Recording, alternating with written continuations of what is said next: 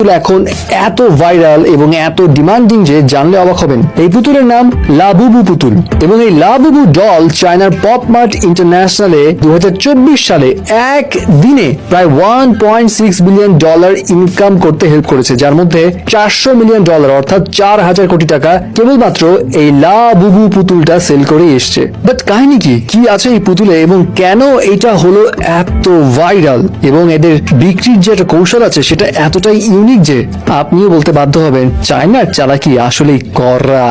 Actually একটা mythological মানে রূপকথার গল্পের উপর বেস করে এই পুতুলটা বানানো হয়েছে এবং এপ্রিল 2024-এ এটা নোটিসে আসে কখন, যখন ব্ল্যাক পিঙ্কের লিসা এই পুতুলের কি চেইন ব্যাগে লাগিয়ে একটা স্টোরি দেয়, আর ব্যাস তার ম্যাসিভ ফ্যান ফলোয়ার্স এর মধ্যে এই পুতুলটা এতটাই অ্যাটেনশন গ্র্যাব করে যে মুহূর্তে এটা হয়ে যায় ভাইরাল।